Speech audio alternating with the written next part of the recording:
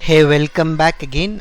So in this video what we do is, whatever the report definition we have created, which was explained in the previous video, that would be used in a UI. So that means I want to use it in a in the case actually, but make sure reports, whenever you want to show a report to an end user, basically you don't write it in a case. Instead you will have a separate menu item for that, and whenever the end user clicks on that menu item, this particular report definition would be showing on his screen, and based on his requirement, like whether he want all records to be shown on the screen, or he want only 5 records to be shown, first 5 records should be shown, or last 5 records should be shown, we have to give that, but give this type of requirement to the end user. But now in this video I'll explain how do you first of all make available using a case. In the next video we will talk about how do you write this in a harness. Okay, so we'll be learning about the harness in the next video. So for now we'll be making use of this particular thing in a section, so in a UI, in particular case. So how do you do that? First of all, you need a case. So I have already a case which is called as hotel booking. So in this hotel booking, I am selecting one assignment shape or one step. So on this step I would be creating one UI in such a way that I will have 3 buttons. One button is to show all the records, one button is to show the first 5 records, and another button is used to show the last 5 records. So that one I would be showing like this. If you see here, yes, all records, latest 5 records and last 5 records. So I want to show this as a UI. So how do I configure this? Let's see it. So for that, first of all, what do you want? You want one section. So let's open the section. So my section name is here, select hotels. So I'll be going to user interface here. In section you can see select hotels. So if you see, this is the section which I have used. So in the section I've used two dynamic layouts. One layout is talking about inline grid triple, so that 3 buttons which I have used, those 3 buttons would be shown on your screen. Okay, so to add buttons you have to go to data action. In the action you can see buttons. So I've added 3 buttons over here and made this dynamic layout as inline grid triple. So in the layout format you can make it as inline grid triple.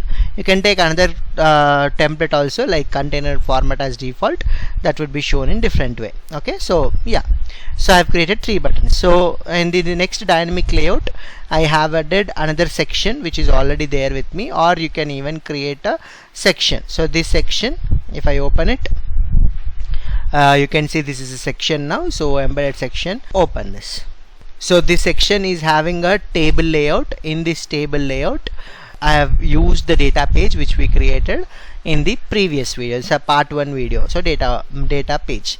So in this data page I am taking one D underscore hotel cases, and as you know, that particular data page has a parameter choice, so I am sending one choice. So this py verb is a OOTB property which I am using for now, because I am not using it at all. So instead of creating a new property, I am using already available OOTB property. This is py verb, so I am using it, so I am sending it. But what is the value in py verb? We will see that. Okay, so this is what I am doing it here in this particular table layout. Okay, so this is one. So what else you need? So this is finished. We are not going to touch this anywhere now. So we have configured, and we will just simply ignore it now, because I have already configured in the select hotel section. Now our actual logic would be on these all records only. I mean on these buttons only. So what I do is, on this particular button, if I open it, okay, so if I open this all records button, the text would be button, so I just change it to all records, and in the presentation I took it as strong format. So this format which is coming in blue color, that I took it as a strong format. Even you can take standard, that looks different way, but now I took it as a strong format. Okay, sorry, yeah, strong format. so that it will come in a blue color one. Okay, so submit. And then in the actions I've used two things. I have added event and action, where on click it should refresh this section and also do certain assignment. So for that assignment I've used one data transform called as all records. So let me open all records. So here I am writing the choice value. If you see py verb, I am writing the py. So that means I am assigning some value to the py verb. What is that? What is that I am using here is all. So what happens whenever you go to this and whenever you click on this, this data transform will get executed first. So as data transform is executing, now the py verb will have all.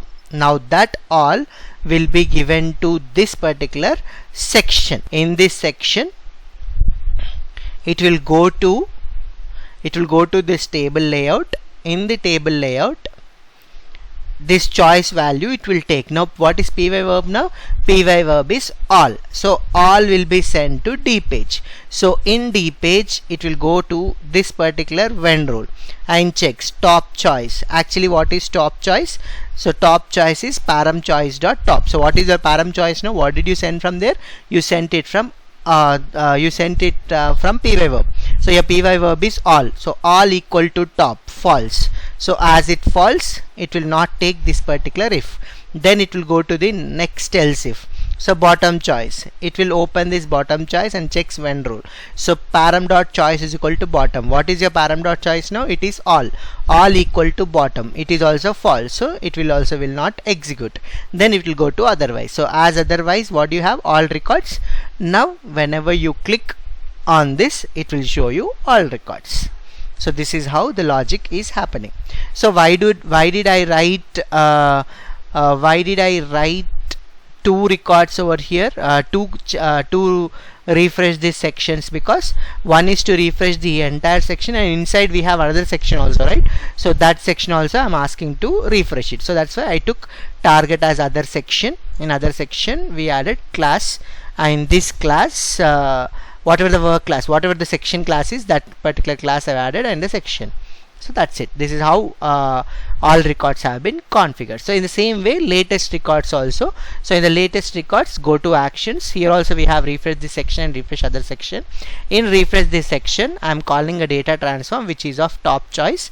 Top choice is equal to, that means your py verb is equal to top. Now this py verb will be assigned to top, and this particular top will be sent here, and in the data page it will check first one, top choice is equal to parameter. So top choice when rule it will check. So in when rule, param dot choice is equal to top. So now param dot choice became what? Py verb. Py verb is what? Top. Top equal to top. It's true. So as it is true, it will execute this. So that's the reason why here whenever you select latest 5 records, it is giving you the first 5 records on the screen.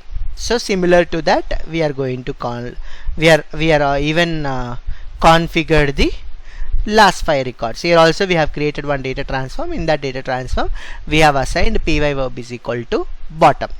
So that's why that it will go to data page, and there param dot choice becomes bottom.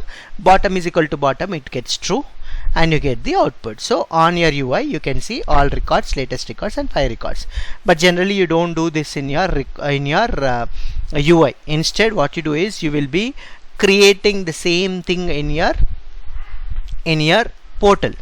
So if you open a portal, and in this portal if you see, you have something called as cases in hotel booking, right? So you will add one menu option over here, and once you click on it, it will show you all the records, and here basically you will change it.